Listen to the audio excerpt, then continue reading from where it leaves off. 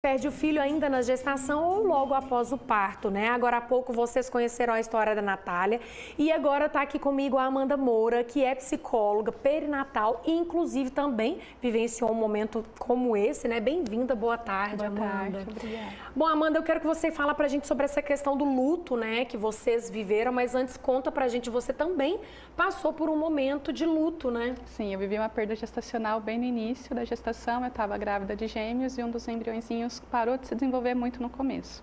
Então eu segui a gestação, Davi está aqui há 6 anos para me contar, né, dessa maternidade, mas ficou ali um outro bebê que já tinha uma expectativa, já tinha um nome, já tinha uma história na nossa família. E aí isso me veio também levar a minha experiência para modificar meu trabalho. Eu comecei a atender mães e mães enlutadas a partir da minha experiência pessoal. Muito bacana, porque a gente estava falando agora há pouco que o Projeto Manacá surgiu por essa necessidade da falta de acolhimento, de profissionais e tudo mais. E é bacana saber que você especializou nisso. O que você vê assim, de maior dificuldade, por exemplo, no seu caso?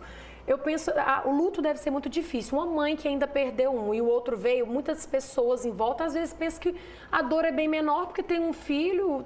Sim. É isso mesmo. O que eu ouvi foi foca no bebê vivo, né? Então, e invalida o sentimento daquela perda, porque ela existiu. Né? Nós nomeamos, já tinham roupinhas iguais, já tinham toda uma expectativa de um gêmeo na família.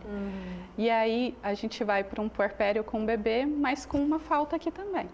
No caso, o luto, né? Muitas pessoas, invalida. E é isso que acontece quando as mães às vezes perdem o bebê. No início da gestação, principalmente, as pessoas acham que é mais, assim, né? Vai passar, pronto. Mas não é isso, né? Não. Nós que somos mães, a gente sabe. Não é, e pode até ser comum, mas as frases que a gente vai escutando, na tentativa até de acalentar a nossa dor, talvez você está muito nova, engravida de novo, daqui a pouco o próximo dá certo, ou era para ser assim, nenhuma dessas frases de fato nos acolhem, elas tamponam a nossa dor, é como se a gente não tivesse o direito de sofrer, porque a convivência foi muito pequenininha e quando é uma perda no começo, não tem nem um velório, não tem um enterro, porque é muito pequenininho. Então você não tem nem o reconhecimento social daquela maternidade. E aí é muito solitário viver tudo isso, é como se fosse virtual, né? Essa perda, esse filho, ele não está aqui, não tem uma prova de que você é mãe.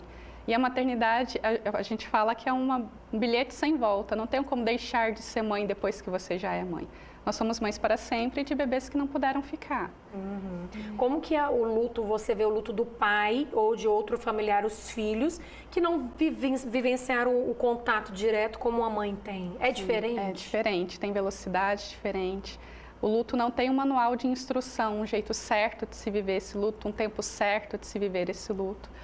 E para a família que está perto, né, o marido, os filhos que estão ali, eles também são, o pai principalmente cobrado a dar suporte para essa mãe. Então fica com ele muito das partes práticas de se procurar, quando é um bebê, no final da gestação, a parte burocrática do enterro, de um velório. E é exigido do homem também uma força para dar conta, e ele também vai negligenciando a própria dor, mas é filho dele também. É complicado, né?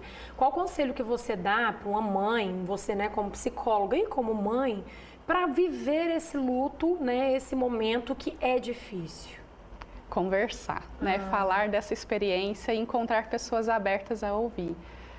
Os grupos de apoio têm essa função também, né? Da gente entender que não estamos sozinha, de que toda essa experiência ela é muito significativa e vai nos marcar para a vida toda, e que o luto não é um adoecimento, é um processo natural de se adaptar à vida na ausência de quem a gente ama.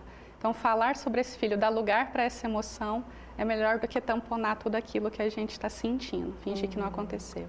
E a questão do recomeço, das mães que pensam em ter outros filhos, mas eu penso que deve carregar um medo, assim, absurdo. Sim. Inclusive, depois que ela descobre que está grávida, a gestação se torna um medo, né? Não é um momento que ela vive, é um medo que ela vive retraída, é isso? E até os profissionais de saúde que vão acompanhar uma nova gestação têm que ter noção de que não dá para acompanhar uma gestação pós-perda do mesmo jeito que se fez uma gestação que a mulher nunca viveu uma perda. Existe uma dor e uma ansiedade diferente aqui. Isso tem que se levar em consideração. O que ela está contando, o que está sentindo, tem a ver com toda a experiência que ela viveu anteriormente. Na minha gestação, como eu perdi um dos dois, a cada ultrassom era muito medo. Será que eu também vou perder o outro? Será que algo vai acontecer? Esses serás, eles nos acompanham. E a gente precisa de espaço e tempo para dar conta dessas emoções e achando os lugares delas aqui e dando conta da vida a seguir também. Outra questão que eu queria até que você falasse, gente, sobre os profissionais que estão em volta dessa mãe, dessa gestante. Muitos não estão preparados nem para lidar com esse tipo de perda, né? De como abordar, como conversar, como tratar a paciente, que é a gestante, né? Os médicos são treinados para cuidar da vida. A gente já tem culturalmente muitos tabus em volta da morte. Quando a morte acontece dentro da maternidade, é muito contra a ordem natural das coisas. Então, não é ensinado nem nos cursos de graduação, poucas pós vão abordar isso com qualidade.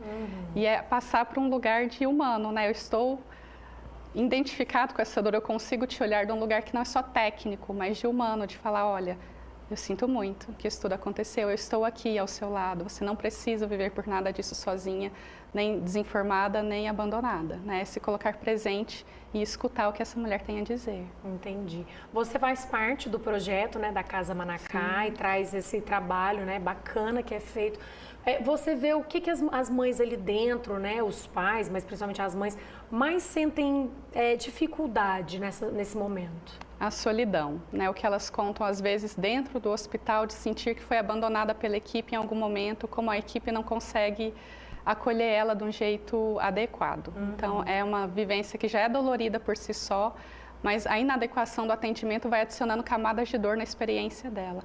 E isso, as frases que ela escuta dentro do hospital, o ambiente, quando ela está vivendo uma perda e tem o mesmo ambiente, uma mãe ganhando um bebê, isso tudo marca para a vida. São frases que ela escuta de um bom atendimento e de um mau atendimento, vai acompanhar a mulher a vida toda. Inclusive, gente, nos bastidores, né, ela estava me contando, às vezes a mãe acabou de perder o bebê, mas tem que ficar ali no hospital aguardando o momento até ter alta. Enquanto isso, eles colocam outra mãe com o bebê, que está tudo bem, né, amamentando. E isso é uma situação que dói ainda mais, né? É torturante, Puxa né? Essa vida, sensação, né, de ouvir esse chorinho que não é do seu. Tem que existir essa sensibilidade, né? Então, aproveitando, eu queria que você desse agora dicas e conselhos para o pessoal que está assistindo a gente.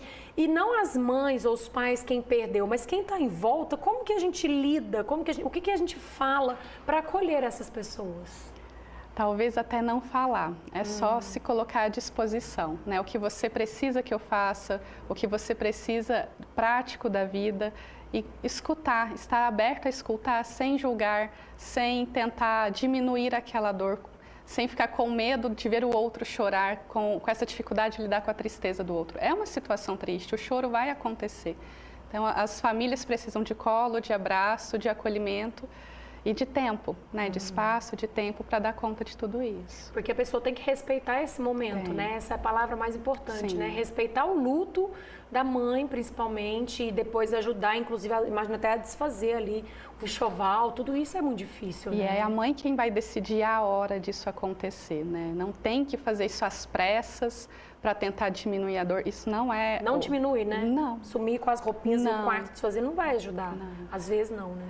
Tanto que a gente recomenda nosso trabalho na Manacá também oferecer uma caixa de memórias para que essa família consiga colocar os registros da existência desse bebê.